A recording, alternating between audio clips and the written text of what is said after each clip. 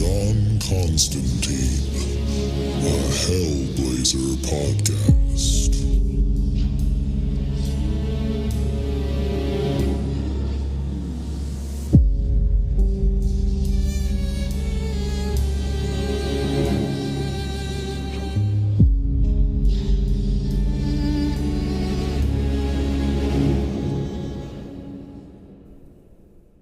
Hey there, everybody, and welcome back. Before we get into the episode, just want to let you know that this is the free version of the podcast, and all that means is that we are way behind where I'm at in Patreon. So if you are loving this podcast and you need more John Constantine in your life, definitely go check us out at patreon.com/planes, trains, and comic books and sign up for the Hellblazer tier, where you'll get access to the entire Hellblazer library that I've recorded so far.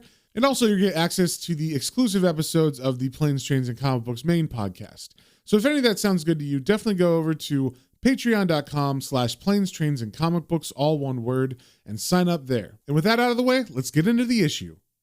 Today we're reading Hellblazer number 67, and just a little catch up on what happened in the last issues. We saw the end of the story arc called Fear and Loathing. And in that story arc, the angel Gabriel went rogue for a bit. He was having a bit of doubt from the last time he talked to John Constantine. In that conversation, John had suggested that some of the people that he had been hanging out with in the Cambridge Club, the place that he hangs out on Earth, were people that Gabriel's father would not want him to associate with, like nationalist neo-Nazis. And this made Gabriel kind of spin into a crisis of faith. So for the first time ever, at least it seemed like that, Gabriel left the grounds of the Cambridge Club. And because of this, the neo-Nazi nationalist guy that he was talking to, who was named Charlie Patterson, was alerted by a waitstaff member that Gabriel left the club looking very odd, and that he mentioned the name John Constantine before he left. And from that point on, we had two stories going on at the same time. We had what was going on with Gabriel and his melancholy kind of existential crisis he was on. And the other story was what Charlie Patterson was trying to do with John. And what he did was he sent some goons over to Kit's house because he was just trying to get Constantine to back off. He figured he could hurt Kit and get John to stop looking into or stop messing with Gabriel. So he sent some goons to her house to rough her up, but she fought back and actually really seriously wounded one of them, stabbing them in the groin with a knife. But of course, this all upset her because her and John had a pact that if they were going out, he wouldn't bring anything that he's involved in her life. And then in the background with Gabriel, we saw him meeting a woman named Julie while he was walking around all sad. And then they hit it off. He decides to sleep with her, and she rocks his world, you could say. And just as they finish making love, Julie turns into the succubus Chantanelli that is friends with John. And it turns out that this was all a plan to get the angel of Gabriel to fall. And then Ellie rips out his heart and gives it to John so that John can now control and manipulate the angel Gabriel whenever he wants. So that is where we left off on the last issue, with John getting control of Gabriel and making a deal with him, and Kit being pretty upset with John that the stuff that he's mixed up with came into her life. So first things first, with issue 67, we got the cover. We see John is kind of in a Jesus Christ pose on the front, but he's leaning against a gravestone is what it looks like. We see a couple of angry faces and close-up of eyes squinting very angrily on one side. And then on the other side, we see a woman who has a bag packed and she is going towards a boat. We see that this issue is written by Garth Ennis with art by Steve Dillon. And we start off on the first page in a graveyard. It is evening time, it looks like, and it is pouring rain. And we're getting just random scatterings of panels that are showing the different parts of the graveyard. And then there's a close-up of John Constantine laying on the top of, I guess it would be called a tomb. It's like an above-ground cement grave. And he's just laying on top. The rain is hitting him. He looks like he's pretty depressed. He's just staring up at the sky. And the narration says, "Do you know the best way to kill a man?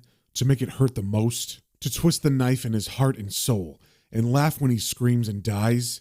You put the blade in his best friend's hand and you kill the poor bugger with love." Then we get a full splash page of John from above. So we're looking down at him and he's looking pretty disheveled. His tie is loosened and his front shirt is untucked. And he also has a bottle of something in his hand like he's been drinking. And we see on this splash page, the name of this issue is End of the Line. Then we flash back to earlier that day in Kit's house, and Kit is staring out of a window, and the narration says, "She was nervous. She could have written him a letter, but that was a stupid we girls thing to do. She hated chickening out of anything. God, though, this was going to destroy him. She'd seen enough of the real him to know that. And then Kit says to herself out loud, "Typical," and her narration continues. "Aye, right enough. Men would take you for granted, come to rely on you. You'd be like a friggin' foundation holding them up half the time. Big bloody kids, but all the same." Then we see Kit leave the window and she walks over to the bedroom in the apartment. And we see that it looks pretty barren. Unlike before we saw, there's like furniture, like lamps and stuff. All that's left is a bare mattress and a bed frame. So it seems like she's definitely moving out or something. Then she walks back to the living room, and as she does, John comes in through the front door and says, "All right." And Kit turns with a smile for a second and says, "Hiya." But then John messes up and says the wrong thing, saying, "You're talking to me again then. About bloody time."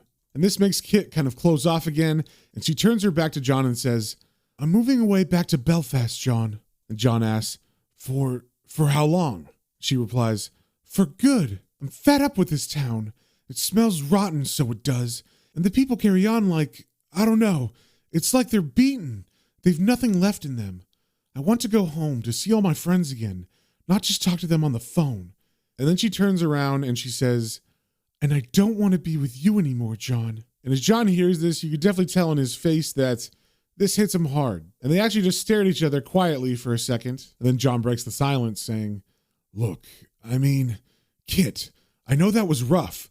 Those two arseholes last week." But Kit cuts him off saying, "You let me down." And John replies, "But I didn't even know about them." And Kit says, "You promised not to do that stuff around me, remember?" And John replies, "Yeah, but you know what I get up to. You can't expect to be left out of it forever. Nobody's perfect, love." And what he says kind of sours Kit, and she gets kind of a scowl on her face, and she says, "I don't want you to be perfect. I just want a quiet life without some bastard kicking down my door and coming at me with a switchblade." Then John sarcastically says, "A quiet life? So you're moving to Belfast?" And right here, I think he's referring to the violence that was going on between Britain and the IRA. There was a lot of bombings and stuff in the early 90s, I think specifically in Belfast. And of course, this was not the right thing to say. And she says, "Oh, don't be so bloody stupid. You've never even been there.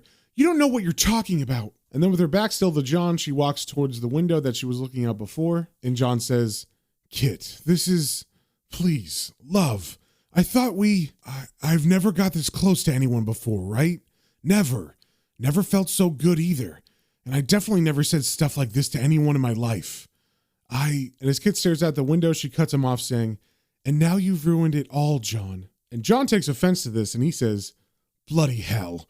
How'd you get to be so cold?" And that was also not the right thing to say because she turns around with a really mean scowl on her face. And then she rushes at John with her fist out like maybe she's going to hit him. And she says, "I'm not freaking cold. Just because you've made a bollocks of your life and you've got a head full of mad dog shite doesn't mean everyone else has, right?" But she doesn't hit him, and she turns around and puts her head down and says, "You're a stupid, selfish bastard, John, and you've never really cared about anyone. I'm getting on the train at 3:30. The rent's paid till the end of the week. You can stay here till then if you want." And at that, John turns around and grabs his coat and walks out of the door, and he says, "Piss off." And as John walks out, we see Kit doesn't move at all. She is staring out of the window still. But then we get a panel of her face, and it looks like that last little line and maybe everything John said before really soured her. So as John is leaving her building and walking out to the street, John hears her yell, "Oi, Constantine!" And as he looks up, we see she has thrown all of his belongings, which is that one singular case with all his clothes and magical documents and stuff, out of the window, and she didn't close it. It is like fully open, so everything's falling out, and she's yelling to him, "You can take your bloody old shite with you! You piss off!" And as the case lands at John's feet and all his stuff is floating through the air, John yells out, "Jesus!" Then we cut to a little while later where we see John is sitting outside in front of a pub, and he seems pretty drunk because the narration from his head is definitely repeating itself a bunch as it says, "That's it. That can't be it. She can't just... That's it. Can't be it. A dream. Still there in bed beside her, not here with 9 pints in me. I'm with her. Wake up any second. Wake up." And then as he doesn't wake up, he realizes this is reality, and he says once again, "That's it." Then John says out loud, Oh, Jesus. We also see that there's a couple of young men sitting at the table next to him outside, and they're kind of watching him, and they look like they have smiles on their face, like if they're laughing at him. But John doesn't notice them, and the narration says, "It's like the ground's gone from under me feet, for Christ's sake. Have to keep a grip.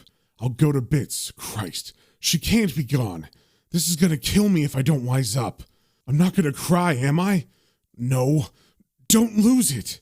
Except I don't think I care anymore." And then it seems like he's about to cry as he says, "Kit." But his sadness is broken by one of those boys next to him saying, "Sad bastard." And that was the wrong thing to do because John Constantine was sad a second ago, but hearing that made him focus his sadness into anger.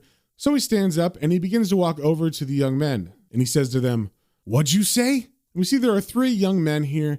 And I'm calling them men, even though they look pretty young, because they're drinking outside of the pub, so they obviously must be over drinking age. But they definitely look no more than maybe 18 or 19. And possibly younger, because I'm not sure what the drinking age was in England in the 90s. And they're just 3 young white guys. One of them has a red hat on backwards, and the other 2 have long hair. One has red hair, and one has brown hair. So as John approaches, the kid in the red baseball cap says, and then the one with the long red hair says, "Shit." And I guess John thinks the one with the backwards hat is the one that called him a sad bastard. So John looks at him and says, "Did you call me sad? I'll freaking smack you one, you little turd." The kid with the baseball cap looks terrified and he says, "Look, piss off, mate, will you? It wasn't me." Then John turns to the redhead sitting next to the boy in the cap and he says, "Was it you then?" And the redhead stutters, I. But John cuts him off saying, "It was." And then he grabs the redhead by his hair and he says, "You little bastard, you calling me sad? You're sad, you mop-headed wanker." And the redhead yells, "Get off me! Get off!" And this definitely crosses a line, because now he's like physically harming one of them. So the young man with the brown hair stands up, and he looks maybe a little bit older, and he says, "Leave him alone, right?" But John does not let him go. He actually escalates it further. He sees a half-drunk pint glass on the table in front of the brown-haired man, and he grabs the glass, and he smashes it into the brown-haired man's face. And he says, "Arsehole!" And that pint glass definitely shattered, and pieces of glass went into that young man's face. So he sits back down bleeding and he's holding his face, and his friend with the red ball cap says, "Jesus." And the redhead says to John, "No, leave me alone." And John grabs him by the collar and pulls him close to his face and he says, "You pathetic little shit. Used to be kids had a bit of fire in them. You bastards are just smartasses eat out of your skulls half the time. No bloody use to anyone, are you?" And the kid is begging him saying, "Please, please." Then we get a panel of an older woman coming through the front door to the outside as she's bringing some drinks to some other patrons, and she sees this scene of John attacking this young man. And she yells to John saying, "Here, you, stop that." And John yells back to her, "Get lost, you witch." And this makes her mad, so she yells back, "Don't talk to me like that. I'll have you barred. I'll get my Tom on you." But John is done with her. He's ignoring what she's saying, and he turns his attention back to the redhead who he still got by the collar. And he seems to be doing some kind of magic because he definitely knows some stuff about this young man that he wouldn't know if he just met him randomly. So he says to the redhead, "Seeing we're talking about sad sunshine, what about you touching up your kid's sister in her pram?" And this like really comes out of nowhere because how the hell would he know that? And the redhead looks at him wide-eyed and says, How did... And John pulls him closer and his face looks insane right now. His eyes are gigantic and he says, "I know." And the brown-haired kid behind John is saying, "Jesus Christ." And John continues revealing secrets of the redhead man saying, "Curious were you? Or can you just not find a girl your own age? After all, she's only 6 months old. She won't remember, will she?" And then he throws the redhead on the ground and he says, "Bloody marvelous." Then we cut to the inside of the pub where the woman who John yelled at is now talking to the man behind the bar. And she says, "Here, some toe rags outside starting a fight. He called me a bloody witch, he did." And the man replies, "Eh?" So this must be her husband Tom that she mentioned earlier when she was yelling at John. And then we cut to outside on the road where we see Chaz just happens to be driving by and he sees John yelling at these young men, and one of them has a bloody face that's got glass in it, and the redhead's on the ground in front of John. And Chaz is just kind of dumbstruck and he says, "John?" And then we cut back to John, who's now like yelling at all of the young men, and he's saying, "You'd all be bloody dead if it wasn't for me. And this is what I do it for, is it? A pack of tossers. And if it's not the tossers, it's the bastards." So obviously John yelling that he's like saving the world and stuff. So they're very confused as they watch this.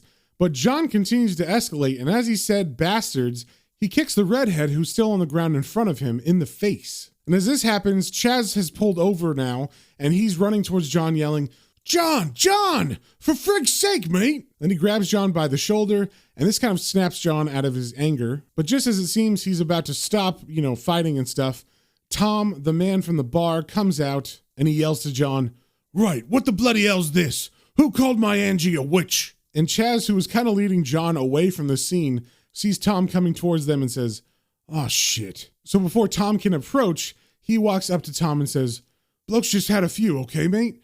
I'm taking him home now, right? But it's not all right. Tom yells back at him, here's a bloody lunatic. Look what he's done to these kids. And what about my wife, huh? And Chaz continues to try to calm the situation, saying, all right. But Tom's not having any of that, and he says, it's not bloody all right. I ought to have him nicked. That's what I ought to do. And Chaz continues to reason with him, saying, yeah, look.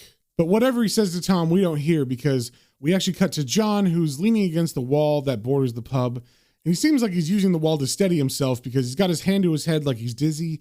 And the narration says, they think I'm mad. I think they're right. The pit opens behind me, the pit that's always waiting. It doesn't matter if I crawl out. I know I'll fall back in. It's just a matter of time. And then John proceeds to throw up because he is super drunk. And the wall that he's leaning against is only 3 feet tall. So he could have thrown up on the street side of the wall, but instead he vomited on the pub side. And of course, Tom, who's talking to Chaz, sees this and he says, what? Oh, that's the bloody limit. I'll have your bollocks. But then Chaz steps in between him and gets a little bit more serious with his reasoning and says, I'm trying to be nice to you, Granddad. Piss off. And Tom responds by punching Chaz in the face. Then we cut to Chaz and John inside of Chaz's car. And as John is sitting in the passenger seat, Chaz says, well, but John is silent and doesn't say anything. He just smokes his cigarette. And then Chaz gets angered by this and says, come on, John. What was all that about? And John, who's got his eyes closed, he's not looking at Chaz. He doesn't move and he says, leave off, will you, Chaz? And of course, this makes Chaz angry and he says, no, I bloody won't. You were being a right arsehole.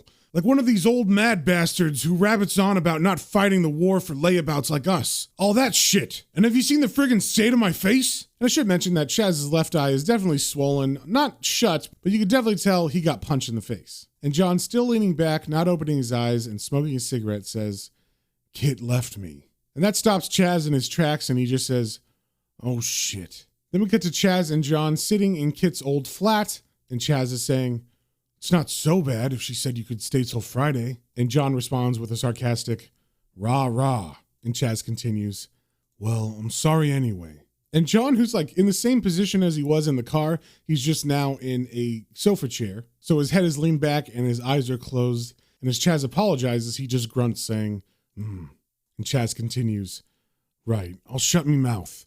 I know how you feel like. And at that, John actually opens his eyes and turns to his friend and says, Chaz, you don't have a frickin' clue how I feel.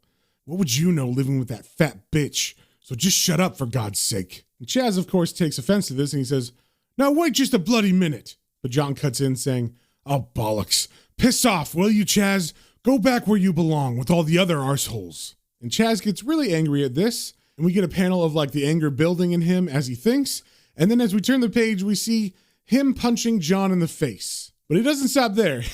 He grabs John by the hair and he slams John's face into the coffee table in front of them. And he does it twice. And then he pulls John's face close to him as it's bleeding and stuff. And he says, I'll freaking show you where you belong, Constantine. And still grabbing John by the hair, he forces John to walk to the restroom. And as he walks, John is protesting, saying, get off. Get the frig off me. And then Chaz runs John's head into the door to open it to the restroom.